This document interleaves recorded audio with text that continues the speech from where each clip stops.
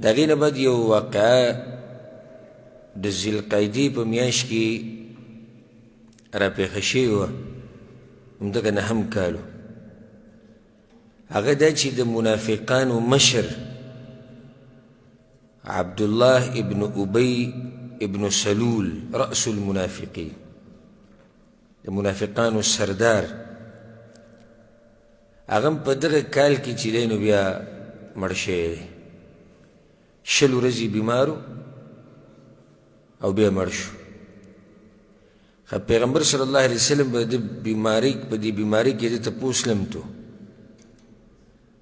امام احمد، امام ابو داود دواړو د روایت راوړی چې پیغمبر صلی الله علیه وسلم به تو تپوس له اسامه بن زید وی وخرج رسول الله صلی الله علیه وسلم يعود عبد الله ابن ابی فی مرضه الذي مات فيه. پیغمبر صلی الله علیه وسلم ووتو او لاړ د عبدالله تپوس له په هغه بیمارۍ کې کوم کې چې مړ شوی. نو کله چې ورننوتو نو پیغمبر ته پته ولګېده، اندازه ورته ولګېده چې سړی مري. نو پیغمبر ورته ویل ما خو تا ته ویلي نو چې د یهودو سره محبت مه کوه. نو هغه ورته جواب کې ویې لیس هذا بحین عتاب، دا اوس د دې خبرو وخت نه دی، ته ماله زوره نه راکړې. پیغمبر صلی الله علیه وسلم ته اوس د دې وخت نه دی، هو الموت، مرګ را روان دی. نو که مړ شومه نو ښه راسره وکړه، ښه دا وکړه چې فکفني فی قمیصک، ما په دې خپل کمیس کې کفن که، ما له به خپل یو کمیس او کپړه راوړي په هغې کې مې کفن کړي. وصلی علی واستغفر لی، په ما به جنازه وکړي او زما لپاره به بخښنه وغواړي. دا هغه په دې وي چې د دې احوالو نه د آخرت د سختونه که راباندې راشي خو د ایمان نشته نو چې بچ شم ترې. بعض علما دا جواب کوي، بعض وایي نه، چې په اصل کې ده دا غوښته چې د دغه زوی کوم چې مسلمان دی او د ده په قوم کې چې کوم مسلمانان شوي دي چې د هغوی بې عزته نه شي، سبا له بیا خلک هغوی ته خبرې کوي. نو د دغې نه د بچ کېدو دپاره پیغمبر صلی الله علیه وسلم ته یې دا ووایي. نور خو دی منافق و خبیث. کله چې بیا دی مړ شو، مردار شو، نو د ده زوی عبدالله، د ده د زوی نوم عبدالله دی، او دا په عربو کې شتي دي چې د پلار نوم زوی له کېږي، د نیکه نوم نوسي له کېږي، دا په عربو کې شتي او شرعا دې کې څه حرج هم نشتي. صحیح ده، زموږ د پښتنو په عرف کې، زموږ د پښتنو عرف بیا ډېر سخت دی. د کلي نه بهر ته وځي په نوم پسې، که کلي کې د چا نومي اوس خو ورو ورو دا دغه ختم شو، خو مخکې به دې دا ټول شمارل، د پلاني هغه تره چې دی او ماما چې دی او کاکا چې دی او هغه ترورې چې دی او نوسۍ چې دی او نیا چې دی، دا ټول نومونه به دې وکتو. نو داسې نوم به دې بیا را پیدا کوو چې هغه دوی کې د چا نه وي، او د نیکه نوم او د تره دا یې ښوده. دا خو بس پکې بله خبره کوي، وایي د مړو نوم مه ایږده، وایي بس پکې داسې وایي دا وایي بې برکته وي. نو دا خو دنیا مړه شوې ده، اوس دا نومونه ټول لري. دا د جهالت خبرې دي، او دا هم د جهالت دی چې دا د پلاني د تره نوم دی او د پلاني د نیا نوم دی او د پلاني د نیکه نوم یې دی که نه. نوم څه چا اخیستی خو نه دی، څه ټیکه خو پرې نه دی درکړې چې دی په ټیکه اخیستی دی او بس خبره ختمه شو او دا د دوی نوم دی. نه، بلکې زه خو هم په دې خوشحالېده پکار دي چې ستا نوم څوک کېږدي، په دې خوشحالېده پکار دي. الټه په هغې باندې خفګان او بیا په دې بدل اخیسته. که چا له دې نوم کېښود د مشرې ښځې، یو جنۍ له یې نوم کېښود، یا یو هلک له دې مشر سړي نوم کېښود، بیا به بدل اخلي تا نه نو که د دوی کور کې ماشوم وشو نو ستا د کور د مشرانو په نومونو کې ولې نوم کېږي موږ دې بدل واخلو نو دا اوس صحیح ده که عرف کې دومره یي چې یاره د پلار نوم مه ایږده نیکه نوم نه ایږدم اوس دومره لرې تله چې سړی پسې کیلې لټوي او خپل قوم پسې لټوي خپلوان پسې ټول لټوي نه دې کې څه حرج دی د پیغمبر صلی الله علیه وسلم د یو زوی نوم عبدالله و که نه او د پلار نوم یې څه دی عبدالله دې کې څه دي هېڅ پکې نشته دلته د دې منافق عبدالله ابن ابی د ده د زوی نوم عبدالله دی او دا صحابي دی سبحان الله پلار د منافقانو مشر دی او زوی صحابي دی او ډېر اوچت صحابي دی د بدر د غزا نه واله څومره جنګونه چې شوي دي بیا د پیغمبر سره پکې شریک دي تر دې چې په جنګ یمامه کې د ابوبکر صدیق رضی الله عنه خلافت چې کله و جنګ یمامه هغه کې بیا شهید شوی دی او موږ دا خبره مخکې ذکر کړې مو سیرت په درسونو کې او تفسیر په درسونو کې چې کله دته پته ولګېده چې زما پلار پیغمبر پسې خبرې کوي او دی ویلي دي چې دا ذلیله به زه وباسم والعیاذ بالله پیغمبر ته ذلیله ویلو او ځان ته عزتمن ویلو کله چې د پلار راغی او مدینې ته راننوتو دا تورې او دلې چې په اوږه کې ایښوده وایي څوک ذلیله دی چا ته دې ذلیله ویلي دي څوک ذلیله دی چې څو پورې دې دا نه ویلي چې پیغمبر عزتمن دی ته زما نه راننوځه راشي چې زه در سره وګورم ته څنګه رادننه کېږې مدینې ته بلکې بعضو روایتونو کې راځي راغی پیغمبر پسې یا رسول الله اجازت راکړئ چې د پلار نه را سر جدا کړم پیغمبر صلی الله علیه وسلم ورته نه چې څو پورې یي موږ به ورسره ښه کوو نو دا زوی هم راغی په پیغمبر صلی الله علیه وسلم پسې وی یا رسول الله خپل کمیس راکړئ چې د خپل پلار پکې کفن کړمه پیغمبر صلی الله علیه وسلم وله ورکو په صحیحینو کې دا حدیث دی د عبدالله بن عمر رضی الله عنهما روایت دی وی کله چې عبدالله بن ابی مړ شو زوی راغی په پیغمبر صلی الله علیه وسلم پسې وی یا رسول الله اعطني قمیصک اکفنه فیه راکړه دا خپل کمیس زه پکې خپل پلار کفن کړم وصل علیه واستغفر له یا رسول الله جنازه پې وکړه بیا هم پلار دی که نه وایي چې د آخرت د عذاب نه څه شوې بچ شوې نو پیغمبر صلی الله علیه وسلم ول خپل کمیس ورکو او بیا ورته وی کله چې تاسو فارغه شوئ د کفن نه او د هر څه نه بیا ماته ووایئ زه به درشم نو پیغمبر صلی الله علیه وسلم بیا لاړ او مونځ یې کو د جنازې په هغه باندې نو عمر بن الخطاب رضی الله عنه را مخکې شو او پیغمبر صلی الله علیه وسلم یې کپړې نه ونیو ریخ کو بیا په دې ډېر پښیمانه وی یا رسول الله اتصلي علی ابن ابی په دې منافق باندې ته مونځ کې الله ته منع کړی نه دی نه او ده ګوره یا رسول الله دا ویلي دي دی ویلي دي دی ویلي هغه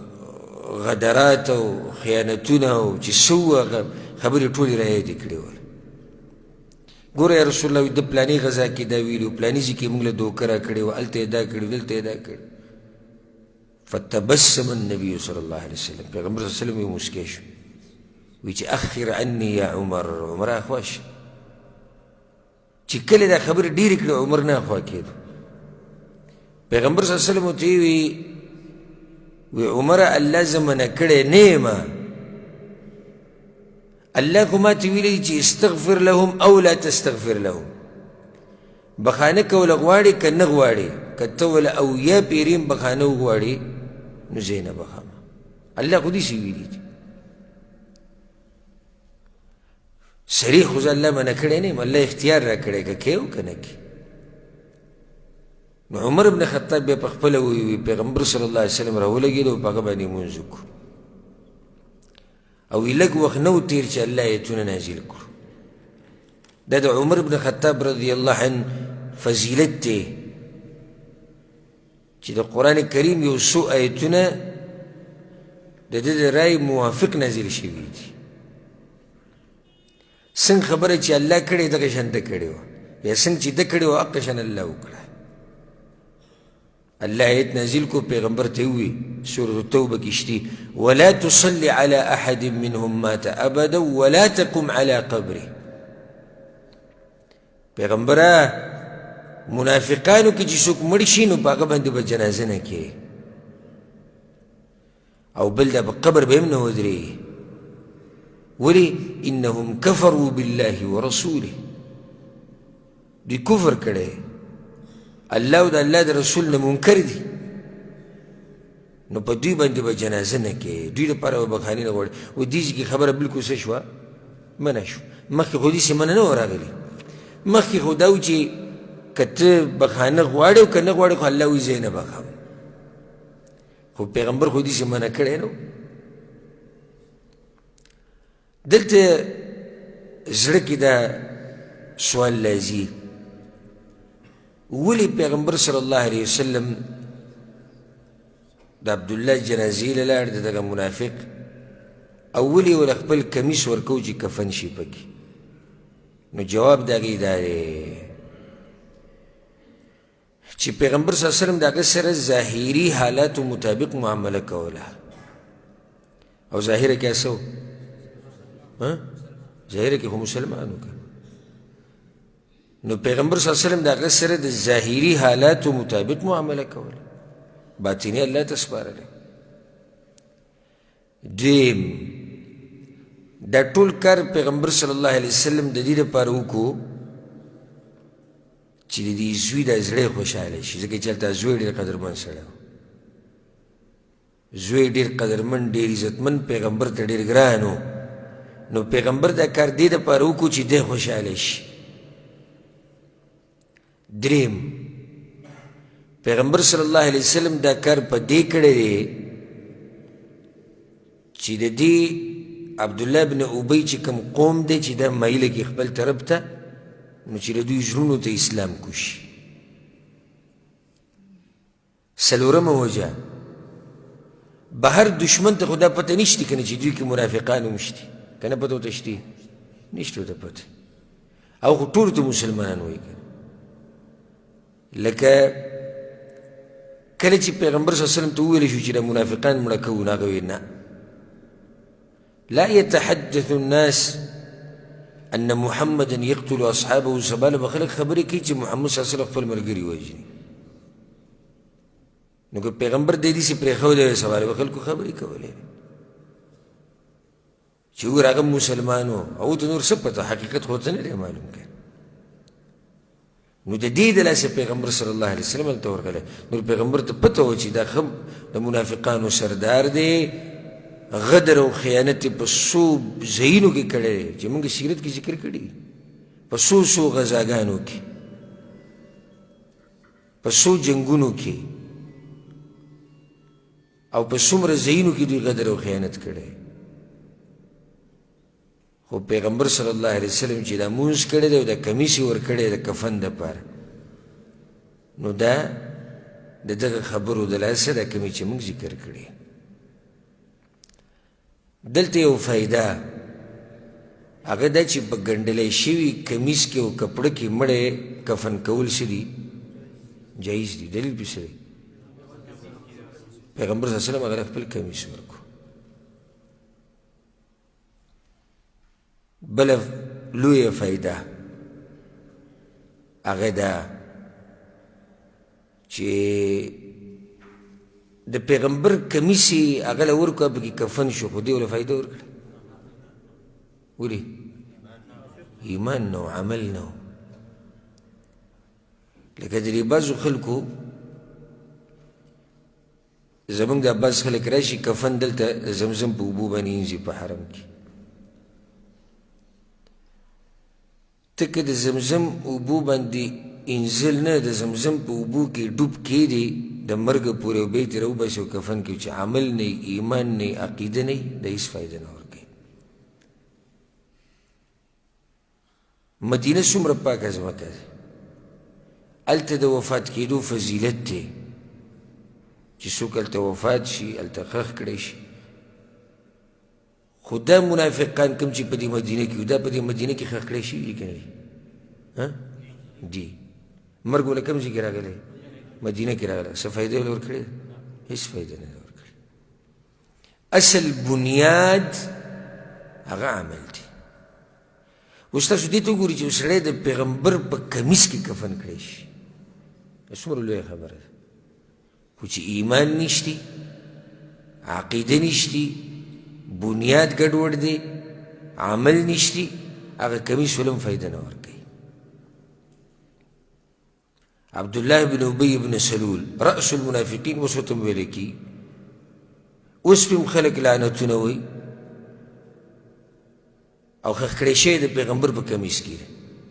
پیغمبر صلی الله علیه وسلم ته هم پته وه خو دا کار یې صرف د دغه یو څو خبرو د لاسه وکړو چې ما کمیس ذکر کړي نو دا پکې لویه فایده بله فایده پکې دا راووته او دا ذهن ته راغله ډېره قیمتي فایده ده علما دا ویوي مستحب طریقه دا ده چې کله انسان جنازې له لاړ شي د قبر په خوا کې ولاړي نو هلته به د خشوع نه کارلې خاندې به نه دنیوي خبرې به نه کې دا کارونه به نه کې خو دې کې موږ سره تېر شو چې پیغمبر صلی الله علیه وسلم مسکی شو پیغمبر صلی الله علیه وسلم څه شو مسکی شو او جنازه د چا پرته وه عبدالله بن ابی نو د جنازې په خوا کې پیغمبر صلی الله علیه وسلم مسکی شو علما وایي داسې ټیم کې مسکی کېده نه دي په کار نو دا فایده یې ده کې چې کله ورته حاجت یي او ضرورت ورته راشي نو بیا دا به استثنایي خبره یي بیا خیر ده کې سړی مسکی شي نور عامو حالاتو کې دغه ټیم کې مسکی کېده نه دي په کار ځکه دا خو د سوچ مقام دی د فکر مقام دی دلته الحمدلله په دې مبارک ملک کې د جنازو ډېر ښکلي طریقې څوک چې تلي لیدلي او کوم چې غریبانان صرف دنیا او دنیا د هغه دې نه خبر هم نه دي چې مړی به ښخی څنګه جنازه وایي څه ته کې به یې څنګه د دې نه خبر هم نه دي خو دلته په دې ملک کې ډېر ښکلي طریقې د جنازو د مړي د لمبولو بیا د ښخولو په مقبره کې د دې خلکو ډېر ښکلي عادات دي او ډېر ښکلي طریقې د شریعت موافق دنیوي خبرې دلته څوک نه کوي او نه څوک پټېږي را پټېږي په ونو کې او یو ځای کې دوه درې ناستې او بل ځای کې څلور پنځه نه ټول لږې کار کوي او کوم چې پکې داسې دیندار یې هغه وخت په وخت نصیحتونه کوي دعا کوئ دعا غواړئ ولا بخانه ورته کوئ دا وکوئ دغه او څوک لږې اوبه تقسیموي او څوک د شپې یو چا لیټ لګولی چا یعنې ډېر خیر الله په دې خلکو کې اچولی ډېر خیر او زموږ په ملکونو کې هلته به درې به دلته ناستې د ونې سره خوا کې څلور به هغه بوټي سره ناستې دوه به دغه ځای کې ناستې درې به دلته ناستې مولوي صاحب غریب به تقریر کوي او څلور پنځه هغه ته ناستې قبر کې به دوه درې کسان لږ او دلته ګپ بعض به کوي ښه دا څنګه نه ده چې به ګوره هغه کار کوو ده چې به ګناه کوله ته وګوره ده چې به ګوره دروغ وي ده چې سود خوړلی ته وګوره او دا خبرې به راوایم بس پکې دنیا خبرې کوي چا ته به موبایل کړنګېږي او یعنې دا ټولې نښې د دې دي چې د دوی زړونه مړه دي او سم مړه دي یعنې ستا زړه په دې ژوندی نه شو چې تا مړی راغستی دی په اوږو باندې او قبر ته یې کوزوي نور به ستا زړه پسې ژوندی شي په قبرونو به له پاسه کښېني زموږ خلک په قبرونو به له پاسه اوړي که د یو قبر کې کار کوي نو په بل به ولاړي او په دې کې به کار کوي د ټول ناروا طریقې دي ټول ناروا کارونه دي نو علما دا خبرې په دې باب کې بیانوي چې کله د جنازې او د مړي د ښخولو دا مسلې او دا راشي دې مقبره کې به دنیوي خبرې نه کوئ مقبره کې به خنداګانې نه کوئ مقبره کې به ګپ شپ نه لګوئ. امام حسن بصري رحمه الله په یو کس باندې تیر شو، هغه مقبره کې ناست ډوډۍ یې خوړه. ګوره د هغوی هغه سبحان الله د هغوی هغه زړونه څنګه ژوندي وو چې دې سړي ډوډۍ خوړه ناست په مقبره کې چې امام حسن بصري ورته داسې وکتل، وایي زړه دې سخت مړ دی. وایي هغه ورته وایي څنګه؟ وایي دلته دا ستا نوڼۍ تېرېږي، دې قبرونو ته چې ته ګورې ستا نوڼۍ تېرېږي، ستا اوبه تېرېږي، دا خو ستا زړه کوم ځای ته رسېدلی. نو زه یم که دغه نیکان خلک زموږ په دې زمانه کې وی او زموږ دا حالات یې لیدلی نو څه به یې ویلی زموږ په باره کې او زموږ د زړونو په باره کې. نو ځکه دا خپل زړه د دې خیال ساتئ او ژوندی ساتئ او هغه خبرونه ځان لرې ساتئ چې د هغې د لاسه زړه غافله کېږي او دا زړه مړ کېږي.